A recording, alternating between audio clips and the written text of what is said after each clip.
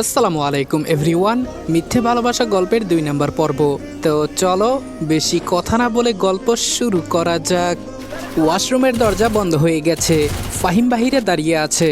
দরজার ওপাশ থেকে পানির শব্দ আসছে, কিন্তু ভেতরের মানুষটা যে পানি দিয়ে মুখ ধুচ্ছে না, নিজেকে ঠান্ডা করার চেষ্টা করছে, সেটা সে খুব ভালো করেই বুঝতে পারছে। ফাহিম ধীরে ধীরে বিছানার পাশে বসে পড়ল আর মনে মনে বলল, রনি তো এমন ছিল না, একটা ধোঁকা ওকে এতটা চেঞ্জ করে দিল। ওয়াশরুম থেকে বের হয়ে এলো রনি, চোখের নিচে ক্লান্তি, কিন্তু মুখে অদ্ভুত এক শান্ত ভাব, যেন ভেতরের ঝড়টা বাহিরে আসতে দিতে চায় না। ফাহিম উঠে দাঁড়িয়ে বলল, তুই কি সত্যি এই প্রতিশোধ খেলা খেলবি? রনি বলল, তোর কেন মনে হলো আমি মিথ্যা বলছি? ফাহিম আবার জিজ্ঞেস করলো, তুই শপিং মলে যাবি? রনি আয়নায় নিজের চুল ঠিক করতে করতে বলল, হ্যাঁ। ফাহিম বলল, কার জন্য? রনি হালকা হাসলো, তারপর বলল, যার জন্য আমার জীবনটা নাটকের চাইতেও নাটকীয় হয়ে উঠেছে। ফাহিম একটু চুপ থেকে বলল, তুই যা করতে চাস ভেবে কর, প্রতিশোধ নিতে গিয়ে নিজের কোনো ক্ষতি করে ফেলিস না আবার।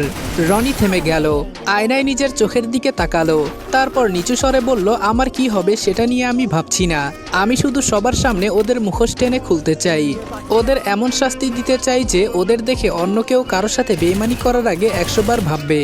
বড় শপিং মলের আলো ঝলমল করছে। রনি আর ফাহিম পাশাপাশি হাঁটছে। একটা পেন্টিংয়ের দোকানে ঢুকতেই একজন বিক্রেতা জিজ্ঞেস করলো, স্যার কি ধরনের পেন্টিং চান? রনি ঠান্ডা গলায় বলল, সবচেয়ে দামিটা দেখান। দোকানদার কিছুটা অবাক হলেও তাদের ভেতরে নিয়ে গেল। কাচের শোকেসে রাখা একাধিক বিলাসবহুল পেন্টিংয়ের দিকে তাকিয়ে রনি স্থির হয়ে দাঁড়ালো। দোকানদার ওর সামনে একটা বিশাল পেন্টিং নিয়ে এসে বলল, স্যার এটাই এই শপের সবচেয়ে দামি পেন্টিং, এটার প্রাইস ৫০,০০০।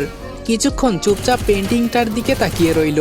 পেন্টিংটাতে দেখা যাচ্ছে একটা সুন্দর মুখোশ পরা মানুষ আয়নার সামনে দাঁড়িয়ে আছে, কিন্তু আয়নায় তার আসল চেহারা ফুটে উঠেছে। ছবিটা দেখে রনির ঠোঁটের কোণে তিক্ত একটা হাসি ফুটে উঠল। দোকানদার বলল, স্যার এটা একজন বিখ্যাত শিল্পীর কাজ, ছবিটার নাম মুখোশের আড়ালে। রনি ধীরে ধীরে বলল, মজার ব্যাপার, নামটা আমার খুব পছন্দ হয়েছে। ফাহিমও ব্যাপারটা বুঝতে পারল, রনি শুধু একটা পেন্টিং দেখছে না, নিজের জীবনের একটা প্রতিচ্ছবি দেখছে। ফাহিম নিচু গলায় বলল, তুই কি এটা কিনবি? রনি পকেট থেকে কার্ড বের করে বলল, প্যাক করে দিন। দোকানদার হাসি মুখে মাথা নেড়ে প্যাকিংয়ের ব্যবস্থা করতে চলে গেল। ফাহিম অবাক হয়ে বলল, ৫০,০০০ টাকার একটা পেন্টিং, এটা দিয়ে কি করবি তুই? রনি কয়েক সেকেন্ড চুপ থেকে বলল, প্রিয়ার জন্মদিনের গিফট। ফাহিম ভ্রুকুচকে বলল, তুই ওকে গিফট দিবি? রনি হালকা হেসে বলল, চুপচাপ দেখ সামনে আর কি কি হয়। ফাহিম আর কিছু বলল না, চুপচাপ রনির কার্যকলাপ দেখতে থাকলো। রনি পেন্টিংটা হাতে নিয়ে একটা ইলেকট্রনিক শপে গিয়ে শপের স্টাফকে জিজ্ঞেস করলো, হিডেন ক্যামেরা আছে? স্টাফটা কয়েকটা কোয়ালিটির হিডেন ক্যামেরা রনির সামনে দেখায়। রনি সেখান থেকে একটা ক্যামেরা হাতে নিয়ে স্টাফটির সামনে পেন্টিং রেখে বলল, এই পেন্টিংটাতে এই ক্যামেরাটা এমনভাবে সেট করে দিবেন কেউ দেখলে বুঝতে না পারে এটাতে ক্যামেরা আছে। গাইস, তোমরা কি জানো আমি অনেক্স গেম খেলার মাধ্যমে প্রতিদিন টাকা আয় করি। এই ফিফা ওয়ার্ল্ড কাপে তোমাদের পছন্দের টিমের উপর বাজি ধরে তোমরা যদি আমার মতো টাকা আয় করতে চাও, তাহলে এখনই গুগলে অনেক্স সার্চ করে অফিসিয়াল ওয়েবসাইটে গিয়ে রেজিস্ট্রেশন করো। আর রেজিস্ট্রেশনের সময় যদি আমার দেওয়া special promo code REDON8 use করো, তাহলে অসংখ্য বোনাস এবং ফ্রি স্পিন পেয়ে যাবা। আর অনেক্স কিন্তু একটা ইন্টারন্যাশনাল লাইসেন্সকৃত প্ল্যাটফর্ম এবং সবচেয়ে বিশ্বস্ত। এখানে তোমরা ক্রাশ ক্রিস্টালের মতো গেম খেলে সহজেই টাকা আয় করতে পারবে এবং বিকাশ নগদের মতো সকল মোবাইল ব্যাংকিং অ্যাপের মাধ্যমে সহজেই তোমরা তোমাদের জেতা টাকা তুলতে পারবে। আর ২৪ ঘন্টা ৭ দিন কাস্টমার সাপোর্ট সুবিধা তো রয়েছেই। তাই আমি এটা ব্যবহার করে আমার রেগুলার হাত খরচের টাকা আয় করি, তোমরাও ট্রাই করে দেখতে পারো। রনির কথা শুনে স্টাফ লোকটি অদ্ভুতভাবে ওর দিকে তাকাতেই রনি বলল, আপনার যত টাকা লাগে তত টাকা দিব, আপনাকে শুধু যেটা করতে বলা হয়েছে সেটা করুন। পুরো দুনিয়া টাকার পাগল। টাকার কথা শুনতেই স্টাফ লোকটি কোনো প্রশ্ন না করে নিজের কাজে মন দিল। ফাহিম এতক্ষণ চুপচাপ দাঁড়িয়ে সবকিছু দেখছিল। এবার রনির দিকে তাকিয়ে বলল, সেই প্ল্যান করেছিস তো তুই, এবার ওদের বাঁচার কোনো রাস্তাই থাকবে না। রনি কোনো কিছু বলল না, শুধু মুখে একটা অদ্ভুত হাসি ফুটে উঠল। অন্যদিকে প্রিয়ার বাসায় প্রিয়া আয়নার সামনে দাঁড়িয়ে সাজছে। নাবিল সোফায় বসে হাসছে। নাবিল বলল, কালকে তো তোমার বয়ফ্রেন্ড বড় গিফট নিয়ে আসবে, কি করবে তুমি? প্রিয়া হেসে বলল, ও তো আমি যা চাইবো তাই দেবে, সমস্যা কোথায়? নাবিল একটু মুচকি হেসে বলল, আর যদি একদিন সব বন্ধ হয়ে যায়? প্রিয়া কাজ ঝাঁকালো, অসম্ভব, রনি আমাকে ছাড়া থাকতে পারবে না। পরদিন সকালে তালুকদার ভিলায় রনি স্যুট পরে তৈরি হচ্ছে। ফাহিম দরজায় দাঁড়িয়ে আছে। ফাহিম বলল, আজকেই ওই বেইমানের ওইখানে যাবি? রনি ঘড়ি ঠিক করতে করতে বলল, আজকে না গেলে ওদের এতদিনের নাটকের উপর প্রথম প্যারেক মারব কিভাবে?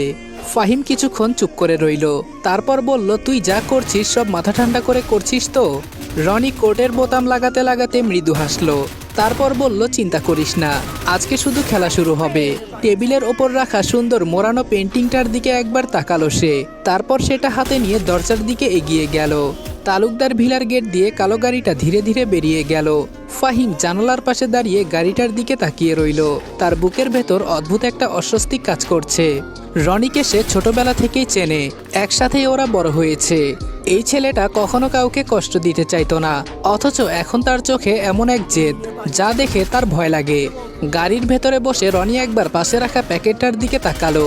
প্যাকেটের ভেতরে সেই পেন্টিং, মুখোশের আড়ালে ঠোঁটের কোণে আবারও সেই রহস্যময় হাসি ফুটে উঠল তার। এমন সময় রনির ফোন বেজে উঠল। স্ক্রিনে প্রিয়ার নাম্বার দেখে সে ফোনটা রিসিভ করলো।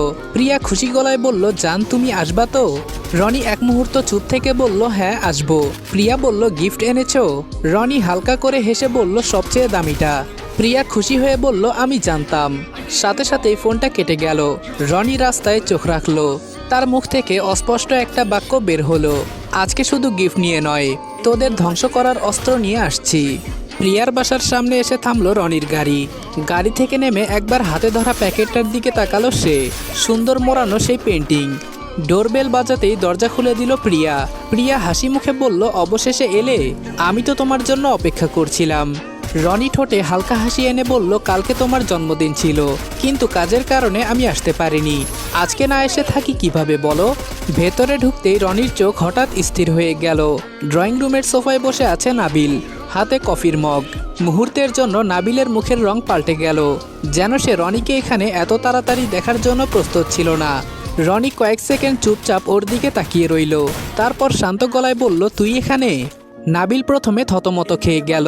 প্রিয়া দ্রুত বলল, আরে নাবিল তো আমার পুরনো বন্ধু, এমনি দেখা করতে এসেছে।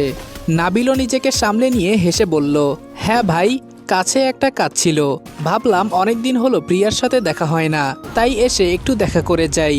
রনি মাথা নেড়ে বলল, ও আচ্ছা, ভালো।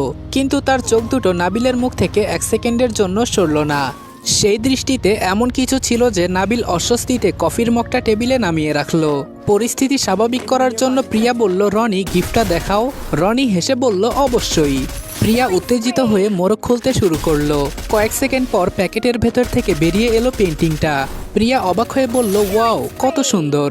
নাবিলও সামনে এগিয়ে এলো। ছবিটার দিকে তাকিয়ে সে বলল, দারুণ তো। কিন্তু পরের মুহূর্তেই তার চোখ ছবির বিষয়বস্তুর উপর আটকে গেল। মুখোশ পরা একজন মানুষ, আর আয়নায় তার আসল চেহারা।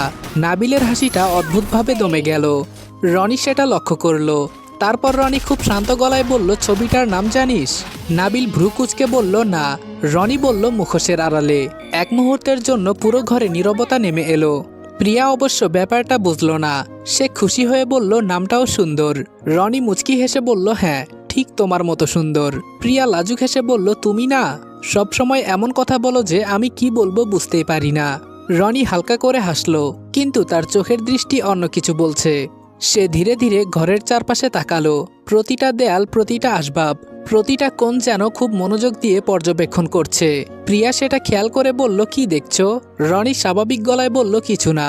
তোমার বাসাটা আগের চেয়ে আরো সুন্দর লাগছে।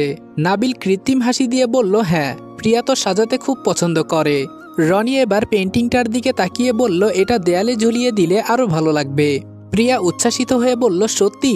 তাহলে আজকে আমার বেডরুমে লাগিয়ে ফেলি। রনি বলল, আজকেই কেন? এখনই লাগাও। রনির কথা শুনে প্রিয়া খুশি হয়ে বলল, এক মিনিট, আমি হাতুড়ি আর পেরেক নিয়ে আসছি। প্রিয়া দ্রুত ভেতরের রুমে চলে গেল। ঘরে এখন শুধু রনি আর নাবিল।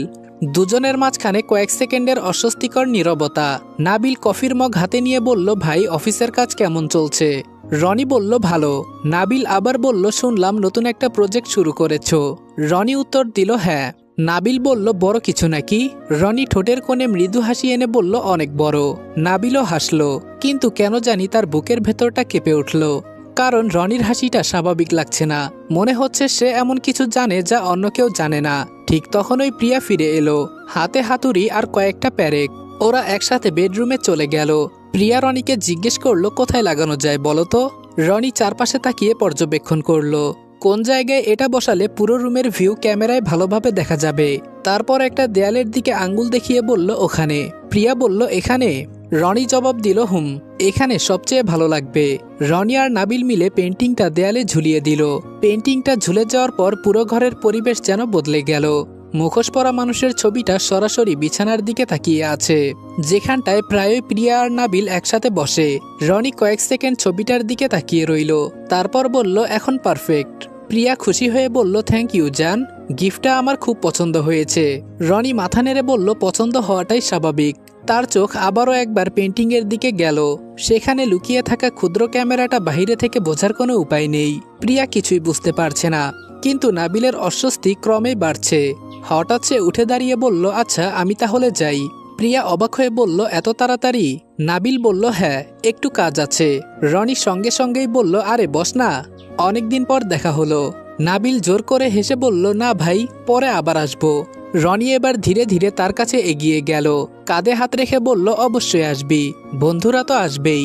বন্ধু শব্দটার ওপর এমন জোর দিল যে নাবিলের মুখ শক্ত হয়ে গেল, কিন্তু সে কিছু বলল না। কয়েক মুহূর্ত পর দরজা খুলে বাইরে বেরিয়ে গেল। দরজা বন্ধ হওয়ার শব্দ হতে রনি জানালার দিকে তাকালো। নাবিল দ্রুত পায়ে গেটের দিকে হাঁটছে, যেন যত তাড়াতাড়ি সম্ভব এখান থেকে চলে যেতে চায়। দরজা বন্ধ হওয়ার পর কয়েক সেকেন্ড পুরো ঘরে নীরবতা নেমে এলো। প্রিয়া অবাক হয়ে বলল আজকে নাবিলকে কেমন যেন অদ্ভুত লাগছিল, হঠাৎ করেই চলে গেল কেন? রনি সোফায় বসে শান্ত গলায় বলল হয়তো কোনো জরুরি কাজ ছিল। প্রিয়া কিছুক্ষণ ওর দিকে তাকিয়ে রইল, তারপর বলল হতে পারে। তারপর বলো তুমি ঠিক আছো তো? রনি মুচকি হেসে বলল হুম ঠিক আছি, কিন্তু সেই হাসির আড়ালে কি লুকিয়ে আছে সেটা প্রিয়া বুঝতে পারল না। কিছুক্ষণ গল্প করার পর রনি উঠে দাঁড়ালো, তারপর বলল আমি তাহলে যাই। প্রিয়া ঠোঁট ফুলিয়ে বলল এত তাড়াতাড়ি? রনি জবাব দিল আজকেও ঢাকার বাহিরে কাজ ছিল, আজকে আসতাম না, শুধু তোমাকে কথা দিয়েছি তাই আসলাম। প্রিয়া এগিয়ে এসে বলল ঠিক আছে, রাতে ফোন করবে কিন্তু। রনি বলল আচ্ছা করব। এটা বলেই রনি বেরিয়ে গেল। গাড়িতে উঠে বসতেই তার মুখের হাসিটা মিলিয়ে গেল। সে পকেট থেকে ফোন বের করলো। ফাহিমকে ফোন করার কয়েক সেকেন্ড পর ফাহিম ফোন রিসিভ করলো। ফাহিম বলল কাজ হয়েছে? রনি হালকা হেসে বলল ক্যামেরাটা ঠিক জায়গায় বসানো হয়েছে। ফাহিম বলল কেউ সন্দেহ করেনি তো? রনি জবাবে বলল প্রিয়া সন্দেহ করেনি এটা নিশ্চিত, তবে নাবিলকে একটু অন্যরকম লাগলো। ফাহিম বলল এখন কি করবি? রনি বলল এটারও একটা ব্যবস্থা করতে হবে, বাকি প্ল্যান বাড়িতে এসে করব, এখন রাখি। এটা বলেই ফোনটা রেখে দিল। অন্যদিকে সন্ধ্যা নামতেই প্রিয়ার ফোনে একটা মেসেজ এলো। নাবিল লিখেছে আজকে রনিকে দেখে কেন জানি ভয় লাগছে, মনে হচ্ছে ও কিছু জেনে গেছে। প্রিয়া সঙ্গে সঙ্গে রিপ্লাই দিল তুমি বেশি ভাবছো, রনি কিছুই জানে না। এত বছরও যে কিছু জানতে পারলো না, আজকে কিভাবে জানবে? প্রিয়ার কথায় নাবিলের মনে যতটুকু সন্দেহ তৈরি হয়েছিল সেটা দূর হয়ে যায়। তাই ও আবারও লিখলো হতে পারে, আমারই হয়তো ভুল হয়েছে। তারপর প্রিয়া বিছানায় বসে দেয়ালে ঝুলে থাকা পেন্টিংটার দিকে তাকালো, মুখোশের আড়ালে। ছবিটার দিকে তাকিয়ে থাকতে থাকতে হঠাৎ তার মনে হলো মুখোশ পরা মানুষটার চোখ যেন তাকে দেখছে। প্রিয়া হঠাৎ মুখে অদ্ভুত হাসি ফুটিয়ে তুলে বলল বিলাসিতায় থাকার জন্য একটু বেইমানি তো করাই যায়। তোমাকে তো আমি কোনোদিনও ভালোবাসিনি, প্রথম থেকে আমার নাবিলের সাথে সম্পর্ক ছিল। যখন দেখলাম তুমি আমার প্রতি দুর্বল, তখন ভেবে দেখলাম বিলাসিতা যখন আমার কাছে এসে ধরা দিল, তখন কেন সেটা পায়ে ঠেলে দিব বলো তো? নাবিল কেন তার গার্লফ্রেন্ডকে তোমার সাথে প্রেম করতে দিল সেটা আমি জানি না, তবে আমি টাকার জন্য তোমার সাথে প্রেম করেছি, আর যেমন চেয়েছি তেমন পেয়েছিও। টাকা পয়সা, দামি গিফট, এই আলিশান বাসা সব পেয়েছি। নিজেও ভালো আছি, গ্রামে থাকা মাকেও ভালো রেখেছি। সতী সাবিত্রী হয়ে যদি তোমাকে বলতাম আমার নাবিলের সাথে সম্পর্ক আছে, তাহলে কি এইসব পেতাম বলো? তোমার কাছে পাই টাকার সুখ, আর নাবিলের কাছে পাই থাক সেসব কথা। সামনে তো বিয়ে, সেটা নিয়েই এখন ভাবি। প্রিয়া কথাগুলো বলে বিছানা থেকে উঠে যেতে নিয়েও আবার বসে পড়ল। তারপর ছবিটির দিকে তাকিয়ে বলল বিয়েটাও মন থেকে করছি না, কেন করছি সময় হলে ঠিকই বুঝতে পারবে। রনি অনেক দূরে নিজের রুমে বসে প্রিয়ার বেডরুমের লাইভ ভিডিও দেখছে, আর প্রিয়ার সব কথা শুনতে পেয়েছে। রনি চেয়ারে হেলান দিয়ে তাচ্ছিল্য হেসে বলল ধন্যবাদ তোমাকে পুরো সত্যিটা জানানোর জন্য। কোনো এক সময় তুমি আমাকে ভালোবেসেছিলে মনে করে একটু হলেও তোমার প্রতি আমার মায়া কাজ করত, এখন সেটাও দূর হয়ে গেল। এবার তাহলে খেলা শুরু করা যাক, লেটস বিগিন দ্য গেম।